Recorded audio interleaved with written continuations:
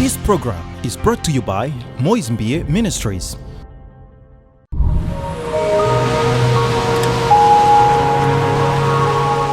Vous savez c'est quoi une prière de qualité? La prière de qualité, c'est pas une prière faite avec connaissance. La prière de qualité n'est pas une prière faite avec tous les passages bibliques cités. Père, tu as dit. Père, tu as dit. Dans le psaume, tu as dit. Dans les livres de Nombre, tu as dit. Tu as dit à Habakkuk. Ça, c'est pas un problème. Si tu as ce niveau-là de connaissance, c'est bien. Mais la bonne prière, la prière efficace, ce qu'il faut savoir, c'est que c'est d'abord une prière faite avec sincérité. Regardez, tu risques de tomber sur un prédicateur qui te dit: bien-aimé dans le Seigneur, il faut demander la sagesse. Arrêtez avec toutes les autres prières. C'est la sagesse, c'est la prière qui plaît au Seigneur.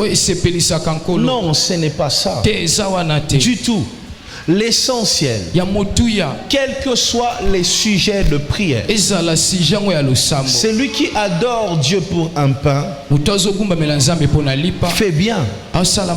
Celui qui adore Dieu parce qu'il est Dieu aussi fait ce qui est bien. Celui qui prie pour la sagesse fait ce qui est bien. Celui qui prie aussi pour le travail fait ce qui est bien. Parce qu'il y a quelqu'un qui dit: vous allez dans des églises comme des mendiants. Vous allez à l'église pour demander. Mais c'est normal que je vienne à l'église pour demander à Dieu, parce que si je te demande à toi, tu ne vas pas me donner. On se connaît. On se connaît. Si je te demande au Kotonganga, c'est mieux que je demande à Dieu. Donc, ça veut dire, quand tu te présentes devant le trône de grâce, si il faut pleurer, pleure. C'est pas interdit. Dieu a vu les larmes de Anne. Donc personne n'est intimide en disant quand tu viens dans la présence de Dieu. Non, quand tu viens dans la présence de Dieu, il ne faut pas ramener seulement une adoration, il ne faut pas ramener seulement une louange, il faut ramener ce qui sort de ton cœur. Si l'état de ton cœur fait couler les larmes, Dieu veut t'entendre comme ça. Le Seigneur a entendu les cris d'Ismaël dans les déserts. Il entend les cris. Et nous avons vu le dimanche passé que Dieu écoutait même les soupirs. Voyez, donc mon objectif derrière cette prédication n'est pas de dire que les autres prières ou encore les prières que tu as l'habitude de faire ne sont pas de bonnes prières.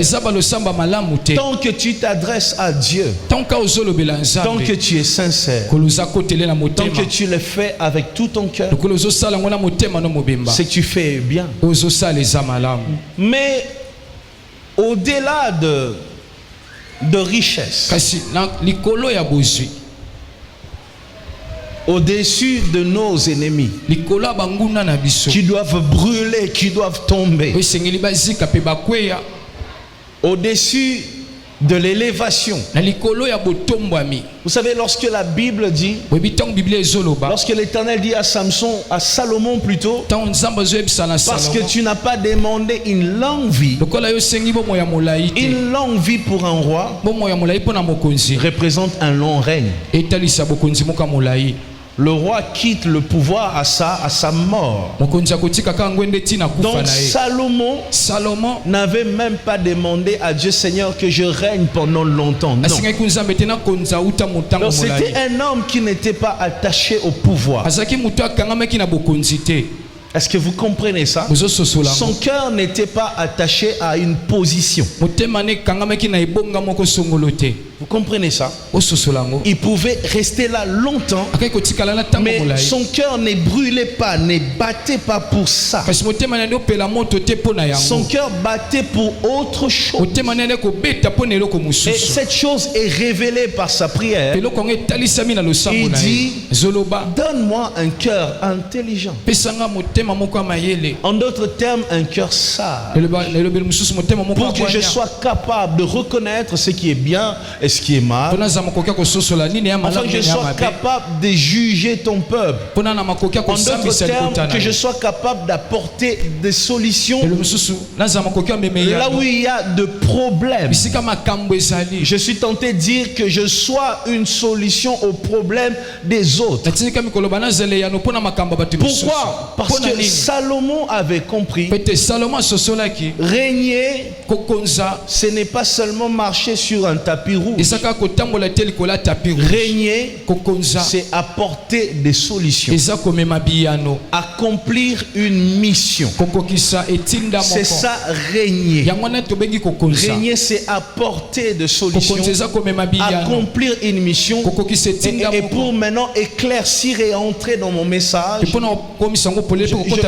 j'aimerais te dire que Salomon priait par rapport à sa mission et non par rapport aux réalités. La réalité est qu'il avait besoin d'argent. Pourquoi besoin d'argent? Parce qu'il y avait même un temple à construire. Voyez, il y avait toutes ces choses. La réalité est que David avait laissé un pays en conflit. À tout moment, tous les règnes de David, Israël était un pays en conflit avec les Palestiniens et toutes ces personnes, le monde arabe. Et la réalité encore est que dans la propre famille de David, il y avait des hommes comme Absalom, des rebelles. Donc même sa propre famille était divisée. Et Salomon prend le contrôle d'une famille, d'un pays divisé, où il y a les pro-Absalom qui existent encore, et il y a ceux qui acceptent la volonté de Dieu. Mais au lieu de prier pour que les ennemis tombent, pour que je sois riche, pour que je reste longtemps au pouvoir, Salomon a plutôt prié pour accomplir avec succès sa mission. Ça, c'est une autre dimension de la prière. C'est une prière que Dieu aime entendre, mais une prière que nous négligeons, nous l'église, nous les chrétiens, parce que souvent nos yeux sont fixés sur ce que nous voyons et non sur ce que Dieu a prévu. Lorsqu'il y a une maladie, nous prions pour la maladie. Lorsqu'il y a un souci, nous prions pour que ça change. Mais lorsque Dieu nous confie une mission, nous témoignons, nous bénissons Dieu, nous disons gloire à Dieu à peine, nous nous lançons et nous oublions de prier afin de préparer le succès de la mission. Les hommes, les grands hommes qui ont reçu dans la Bible, qui ont réussi dans la Bible, sont ceux qui ont préparé le succès de leur mission. Jésus-Christ a fait la même chose. Arrivé à 30 ans, la Bible dit il est allé prier pendant 40 jours et 40 nuits. Ça, pourquoi? Pour préparer la mission. Avant de démarrer la mission. Et Jésus-Christ l'a encore refait. Juste avant la croix, la Bible parle du jardin de Gethsemane, où Jésus est allé avec les disciples. Il est allé prier. Là où il a dit, la chair est comment? Faible. Mais l'esprit est comment? Disposé. Donc, Jésus, chaque fois qu'il y avait une mission, une nouvelle saison qui s'annonçait, il se retirait pour préparer la mission. Peut-être que tu es là. Tu as identifié ta mission. Identifier une mission, c'est facile. Quand le Saint-Esprit t'aide. Le Saint-Esprit peut t'aider au travers de ma prédication. Il peut t'aider au travers d'une prophétie.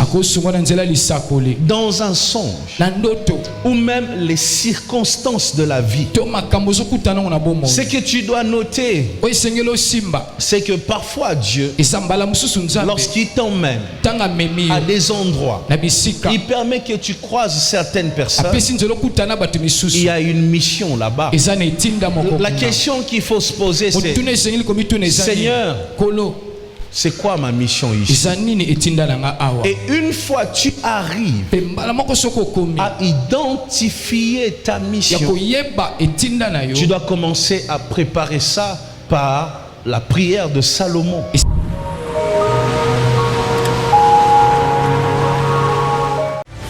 This program is brought to you by Moise Mbie Ministries.